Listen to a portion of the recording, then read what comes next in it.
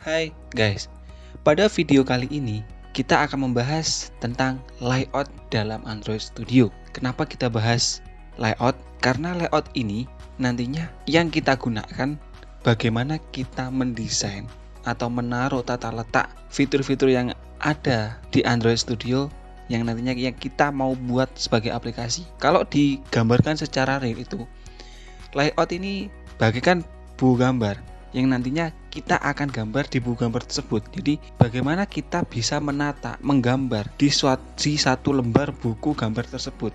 Begitupun juga di Android Studio, bagaimana kita cara menata tombol tampilan untuk aplikasi yang mau kita buat. Sebelum masuk ke videonya, alangkah baiknya bagi kalian yang belum subscribe channel ini, segera subscribe channel ini, karena di channel ini kita akan membahas tentang teknologi informasi yang akan membuat hidup kalian lebih inspiratif, produktif, dan inovatif. Masuk ke videonya. Kali ini kita akan bahas layout. Langsung kalian buka saja Android Studio-nya. Lalu buat aplikasi baru atau project baru.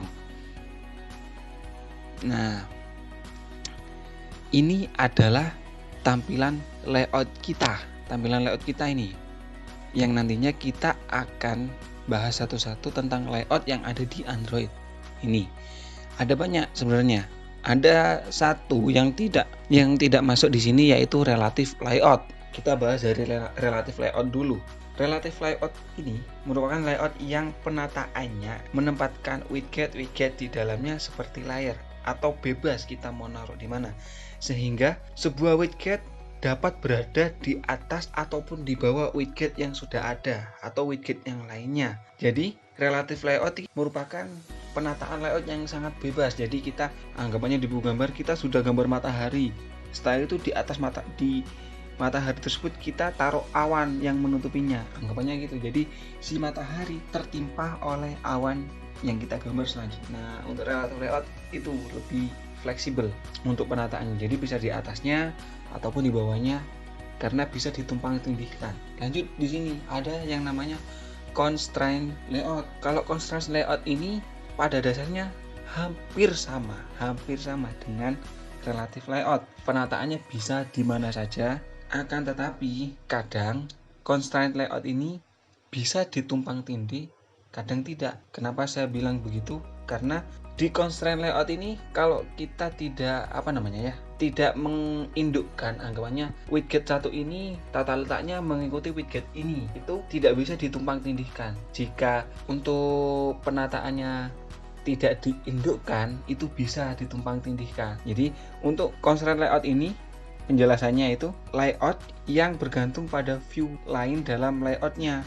Jadi dalam satu layout tersebut ada ketergantungan ataupun ada induk, ada parent yang tergantung pada induknya. Itu yang saya bahas tadi. Jika widget A penataannya harus sama dengan widget B, atau sebaliknya widget B penataannya harus sama dengan widget A. Itu yang dimaksud ketergantungan. Jadi si widget ini mengikuti tata letak si widget ini. Kalau dibandingkan dengan relative layout, ini lebih enak. Anggapannya enaknya itu fleksibelnya pada saat penataan kita bisa satu geser widget itu yang lain bisa mengikuti, jadi fleksibelnya seperti itu. Nah, untuk yang grid line ini kita langsung contohkan aja. Kalau grid line penjelasannya itu memberikan elemen tambahan di mana kita bisa mengarahkan satu constraint. Anggapannya gini, kita langsung kasih yang vertikal. Nah, ini grid line. Jadi dia kayak membatasi, walaupun kalau kita gambarkan full layout kita itu kayak dipotong, akan tetapi di potongannya ini masih bisa kita pakai untuk yang lain. Untuk yang sisa potongannya itu bisa kita gunakan sama. Anggapannya kita kasih teks lagi di sini. Nah, ini bisa sama. Coba saya besarkan dulu. Nah, ini sama. Jadi di sini juga ada tata letaknya sendiri. Ini tata letaknya. Anggapannya grid line ini membagi layout kita. Terus lanjut ke linear layout. Kalau linear layout ini merupakan layout yang menyejajarkan semua shield view-nya dalam satu arah, yaitu vertikal atau horizontal. Lanjut ke frame layout. Frame layout ini layout yang biasanya digunakan untuk membuat objek yang saling bertindih. Contohnya, kita membuat bottom di atas image. Cara kerjanya hampir sama dengan relative layout. Dia bertumpang tindih, membuat bottom di atasnya image. Jadi di atasnya gambar tersebut, anggapannya ini gambar, saya besarkan ini anggapannya gambar. Nah, di sini ini di tengah-tengah ini ada bottom to frame layout. Jadi di dalam framenya gambar itu ada bottomnya. Terus untuk yang tabel layout ini adalah layout yang digunakan untuk membangun user interface atau tampilan antarmuka dari aplikasi kita dengan berdasarkan baris dan kolom. Jadi di tampilan interface-nya ini full tabel, baris dan kolom. Untuk yang tabel row ini hanya row-nya saja. Kelima layout tersebut itu nanti kita gunakan untuk mendesain aplikasi yang kemarin saya buat itu, yang di atasnya kuning. Mending saya buka biar enak. Nah, ini aplikasi yang saya maksud.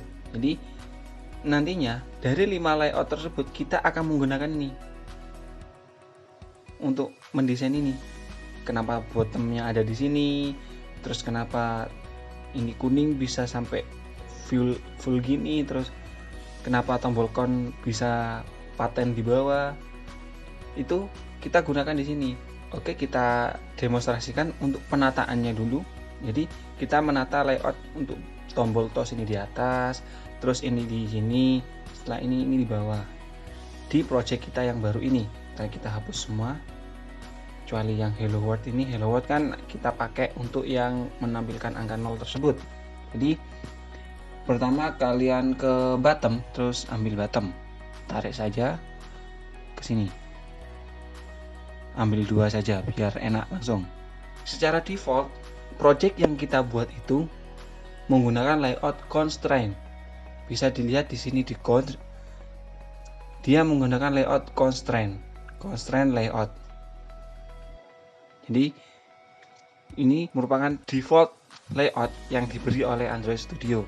Nanti kalau kita mau ganti relative layout, tinggal hapus yang ini saja. Ini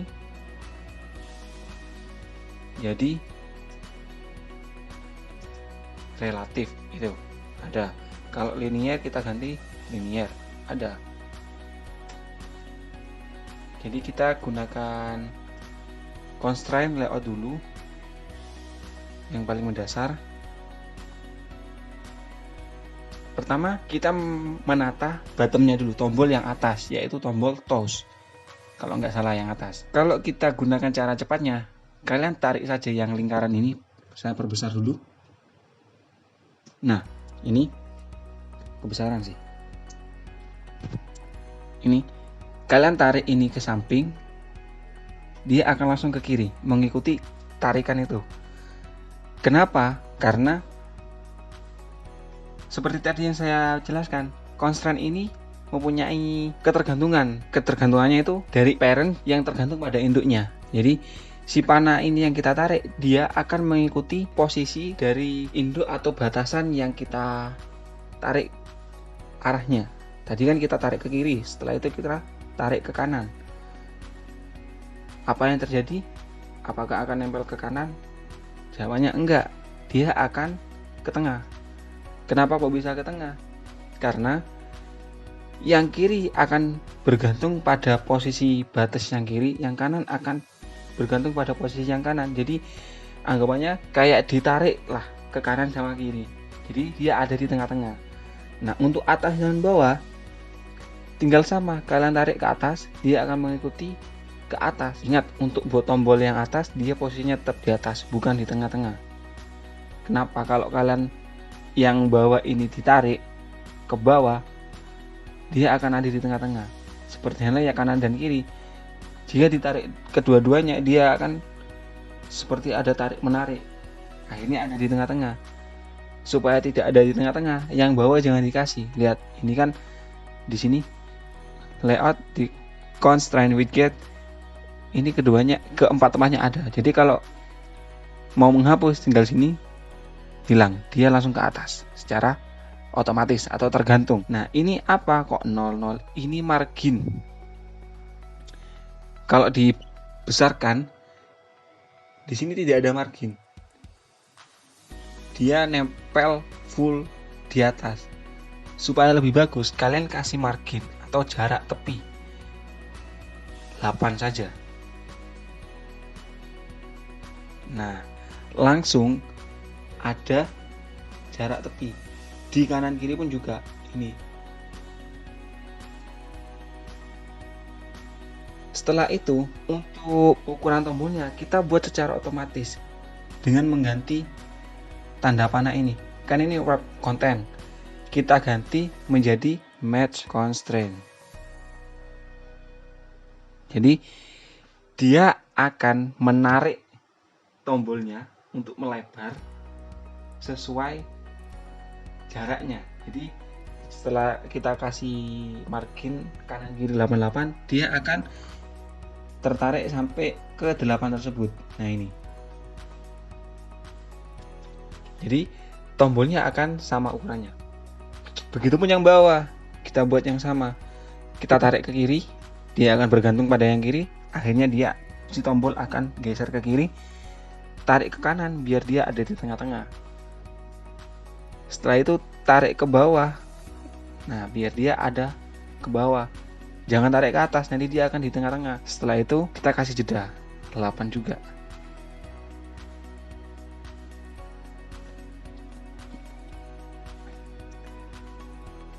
Kita lakukan hal yang sama untuk membuat ukuran dari tombolnya secara otomatis, yaitu merubah ke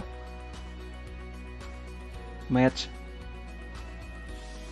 constraint. Jadi ukurannya akan sama. Setelah itu untuk yang angka 0 di tengah-tengah itu gini. Kita kan sudah tahu untuk ketergantungan antara widget satu ke widget lainnya. Seperti tombol ini dia akan bergantung pada sisi kiri, sisi kanan, dan sisi bawah. Untuk sisi atasnya, untuk yang bottom bawah ini dia tidak bergantung pada siapa-siapa, agar supaya dia tidak ketarik kemana-mana, tidak ketarik ke atas. Begitupun yang atas dia tidak akan ketarik ke bawah. Nah, untuk yang ini, yang Hello World ini kita gantungkan ke bottom atas dan bottom bawah, bukan di batas dari layout kita. Gini. Nah, kita tarik ke ini supaya dia langsung ke bottom. Anggapannya batas si Hello World ini main, dia hanya sampai di bawahnya bottom atas dan di atasnya bottom bawah. Begitu yang bawah kita tarik ke sini sama. Lah, dia akan bergantung pada bottom atas dan bottom bawah. Untuk yang kanan kiri ini tetap bergantung pada sisi kiri dan sisi kanan. Akhirnya dia akan pas di tengah-tengah. Oke. Untuk ukurannya sama seperti tadi. Kita pakai match constraint. Jadi dia akan langsung dibuatkan full sesuai batas yang dia gantungkan, yang Hello World gantungkan ini. Kita kasih jarak 8, 8, 8, dan 8. Nah, kita udah selesai untuk penataannya. Tinggal kita melanjutkan ke sesi dalamnya, mengubah warnanya, mengubah namanya, sampai mengubah fungsinya. Itu kita akan bahas di video selanjutnya. Oke, mungkin segitu saja video kita hari ini. Apabila ada salah kata bisa kalian koreksi di kolom komentar. And see you in the next video. Bye bye.